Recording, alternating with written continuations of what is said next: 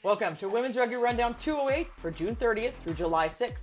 Canada opened their South Africa tour with a dominant win over the Springbok women in Pretoria, showing strength even while down a player. Trinidad and Tobago edged the Cayman Islands, and they've now secured back-to-back wins. The Black Ferns powered past the Black Ferns XV in Whangārei, setting the tempo from start to finish. The IRFU unveiled plans to launch 4 provincial women's teams by 2026, with Lynne Cantwell leading the charge. Shogun sealed the LTI Super 7's Elite Series title after winning the final stop at Bury St Edmunds. Canada East took gold at the 2025 World Police and Fire Games in Birmingham, joined on the podium by the Patriots and USA Unified Command, and will round up all the global premier and club competitions worldwide. Before we dive in, I want to say this. We've never been just about rugby. From the beginning, we've stood up for what we believe in. Right now, we're watching a rise in ICE raids across the United States, devastating violence in Palestine, Iran, and so many places across the world, as well as attacks on trans rights around the world.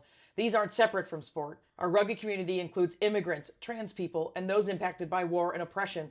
Rugby is about dignity, solidarity, and showing up for each other on and off the field. I'm Wendy, here to bring you the latest in women's rugby news. This is your Women's Rugby Rundown, and we're about to kick off. Let's begin with 15's news. The Black Ferns played a developmental Black Ferns 15 side in Whangārei. It showcased standout performances from Sylvia Brunt, Portia Woodman-Wycliffe, and Liana Mikiailatu in a high-paced Rugby World Cup trial. This match really designed to help finalize that Rugby World Cup squad, so we expect to see that in a couple of weeks. Tough choices. Canada opened their South Africa tour with a dominant 50-20 win over the Springbok women. The match was in Pretoria.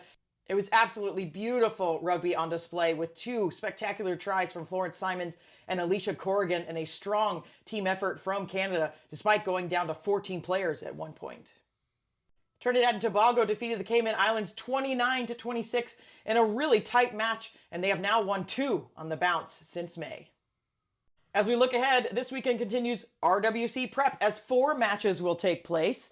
Starting with Italy versus Japan, New Zealand will see Australia in the O'Reilly Cup, South Africa and Canada rematch, and Brazil and Netherlands. And then from there, we've got matches almost every weekend, and we'll have more in August. You can see all of those on our fixtures and results page on our site. With the Rugby World Cup just around the corner in London, World Rugby has released its mid-year Impact Beyond 2025 report showing that over 2,500 women in rugby have already benefited from this initiative.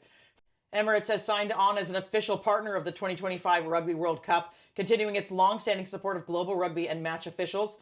We've written previously that it's really tempting to accept these big money sponsors, but rugby can be a global game without selling out to nations that deny basic human rights because integrity should outweigh profit. We've got a 4th women's rugby documentary to share with you this week. No Rucks Given, released this year, captures the journey from grassroots fields to packed stadiums while spotlighting Laura Capo and the players who built the club game through grit, struggle, and determination. In its initial release, this documentary is only available in select countries, but there will be an international version available soon.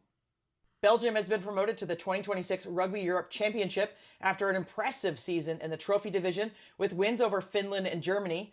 Sweden, citing internal circumstances, did request a return to the trophy division, and Rugby Europe has accepted that change.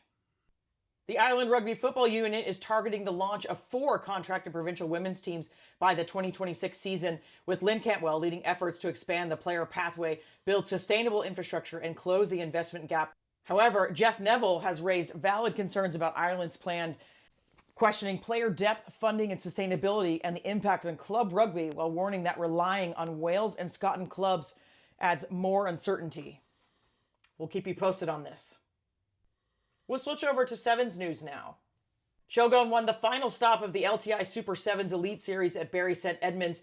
That gave them the overall title, with Vaquita Hammerheads and Hong Kong Dragons finishing 2nd and 3rd in the series. Vaquita Hammerheads finished as runner-up in the cup final of the Bury St Edmunds tournament. The 2025 World Police and Fire Games in Birmingham, Alabama concluded this weekend. Canada East took gold, and the Patriots of Kansas City and USA Unified Command were 2nd and 3rd. Now let's take a look at Premier and club news. Molina and Churua will meet in the first ever Brazilian Women's Rugby 15's Cup final on August 9th after Molina cruised past Sao Jose 62-5 and Churua edged Whangārei in a dramatic 15-15 draw that was decided by alternating kicks, with the Gauchos winning 3-2. The Ireland Vodafone Interprovincial Championships will begin August 10th, and Leinster will be looking to defend their title. That's all the news for this week. Of course, we have more on our site at yscrugby.com. Never miss an episode of Women's Rugby Rundown by subscribing on Patreon, Spotify, YouTube, or any of your favorite social media platforms.